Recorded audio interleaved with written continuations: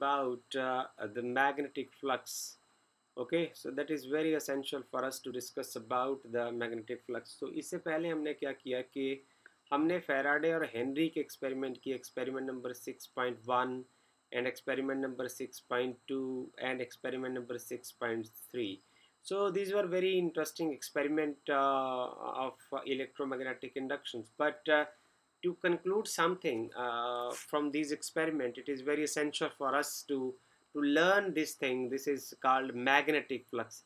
तो इस एक्सपेरिमेंट को हम कंक्लूड कर पाएँ, उसकी फिज़िक्स को समझ पाएँ, उसके लिए हमें एक नई चीज़ सबसे पहले सीखनी पड़ेगी, उसको हम बोलेंगे magnetic flux. So magnetic flux में सबसे पहले आपको एक फ्लक्स के बारे में आज सीखना है कि फ्लक्स क्या चीज़ होती है. तो फ्लक्स है कि फॉर एग्जांपल मैं यूँ कहूँ कि इलेक्ट्रिक फ्लक्स के बारे में आपको अच्छे डिटेल से उस स्टेज पर आपको बताया है. तो आपने पढ़ा है कि जो इलेक्ट्रिक फ्लक्स होता है वो होता है फाई ई से हम उसको रिप्रेजेंट करते हैं, और ई डॉट ए वेक्टर से आप लिखते हैं, और ये हो जाता है ई ए कॉस थीटा. सो इसमें नया कुछ नहीं है. इलेक्ट्रिक लाइंस ऑफ फोर्सेस की जगह मैग्नेटिक लाइंस ऑफ फोर्सेस होंगी, और आपने बैक टू द वीडियोस जाना है और वहाँ इलेक्ट्रिक फ्लक्स को पढ़ लेना है. और इलेक्ट्रिक फ्लक्स आपको समझ आती है तो आपको मैग्नेटिक फ्लक्स भी समझ आ जाएगी. तो उसमें हम सीधा यहाँ लिख देंगे मैग्नेटिक फ्लक्स फाई बी से हम रिप्रेजेंट करेंगे, तो e will be replaced by b and this is dot A. So it could further be written as B time A cos theta. Okay, so this is equation number 1. ये जो यहाँ magnetic field है वो uniform magnetic field है, and this is the cross sectional area through which the lines of forces are crossing, and theta is the angle between B and A. उदाहरण के लिए हम यदि करें तो यहाँ आप इसको फिगर नंबर 1 हम यहाँ लिखें. ये आपके लिए है फिगर नंबर 1, और ये है आपके लिए figure number 2.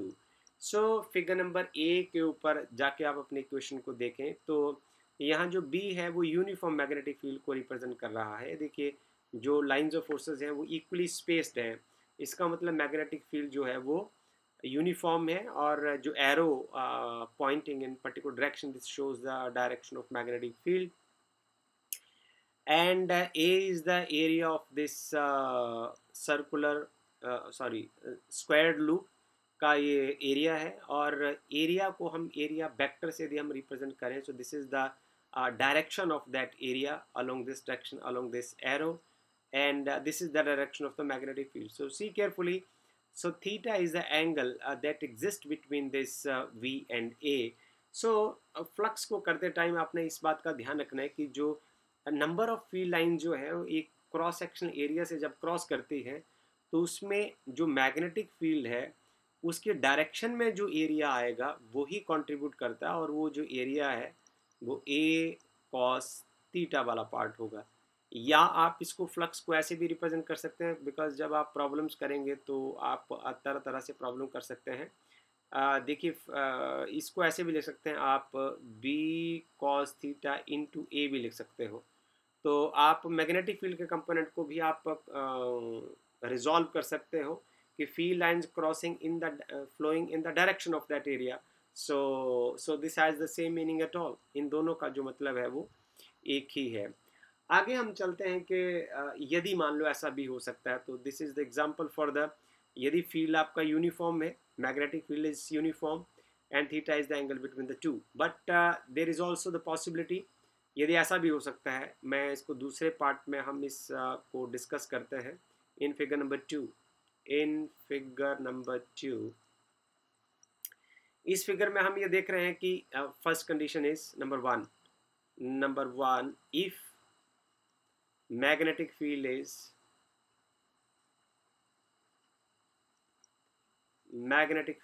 is non uniform. ऐसा भी तो हो सकता है यदि मैग्नेटिक फील्ड जो है वो नॉन यूनिफॉर्म हो, यदि और जो सरफेस एरिया है and the surface area is curved,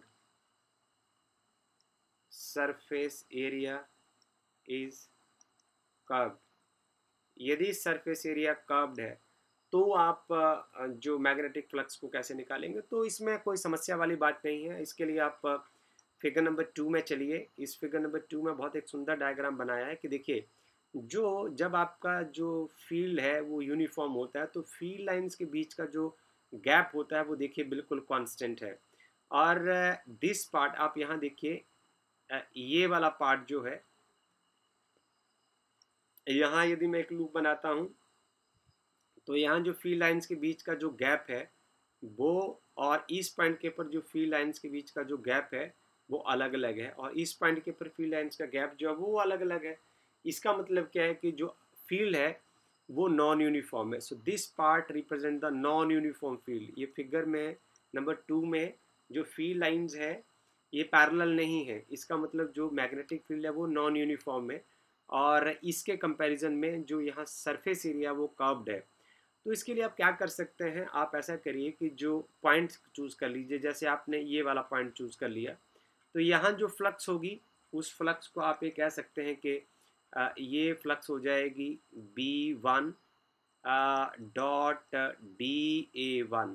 okay, और यहाँ आप एक छोटा सा आप सरफेस एरिया एलिमेंट आप चूज़ कर लें, और इसमें जो एरिया की जो डायरेक्शन हो जाएगी वो कुछ परपेंडिकुलर टू द सरफेस रहेगी, and it could be like this. So there is a small angle exist between the two, और यहाँ जो फ्लक्स आ जाएगी उसको मैं यहाँ लिख सकता हूँ कि इस पॉइंट पर जो मैग्नेटिक फील्ड है, because it is non uniform.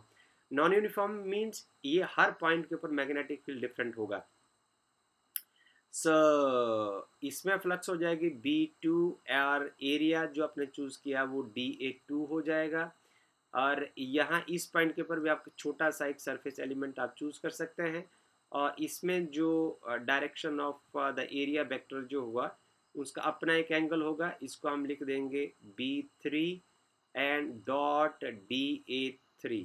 सो इसी तरीके से यदि मान लो ये सरफेस बहुत बड़ा है तो हम इसके जो कर्व्ड सरफेस एरिया है उसको हम small small surface area elements में चेंज कर देंगे, और इसकी जो नेट मैग्नेटिक फ्लक्स होगी उसको हम कुछ इस तरीके से लिख सकते हैं कि जो net magnetic flux curved surface area जिसके जिसके थ्रू जो मैग्नेटिक फील्ड है वो नॉन यूनिफॉर्म है, उसको आप ऐसे लिख सकते हैं B1 dot DA1 plus B2 dot DA2 plus so and so on. इसी तरीके से जितने भी आपने सरफेस एरिया एलिमेंट्स आपने बनाए हैं उसको हम इस तरीके से सम कर देंगे, और ये जो सब है वो बराबर हो जाएगा। This will be then equal to, इसको आप ऐसे लिख दीजिए, सभी जुड़ जाएंगे। You can write this all surface areas, and this is BI dot DAI. So this will be the total magnetic flux through the curved surface area across the non-uniform magnetic field. Okay, so where this all stands for, this is a summation over all the area elements DAI, ये सब area elements को include करेगा, and BI, this BI part will represent the magnetic field at the area element. This represent magnetic field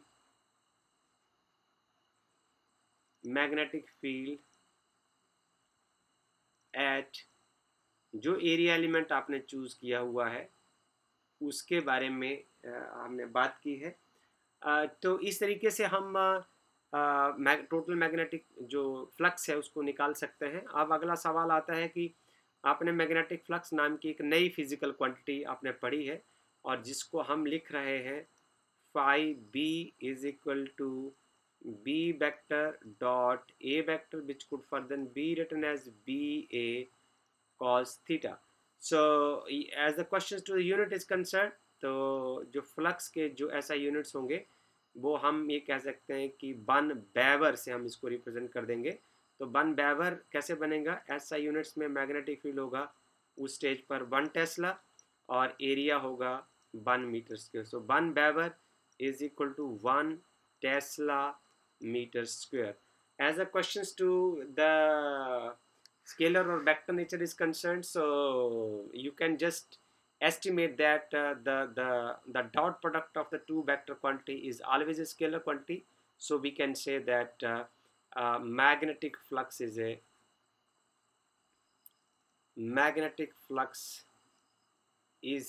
scalar quantity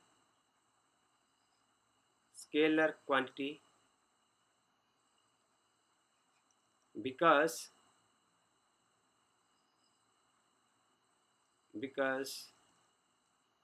it is the dot product of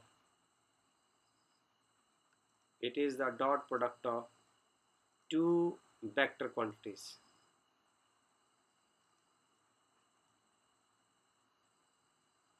Because it is the dot product of two vector quantities. So this is all about this magnetic flux, and we will then move for the another video which is related to the Faraday's law of induction.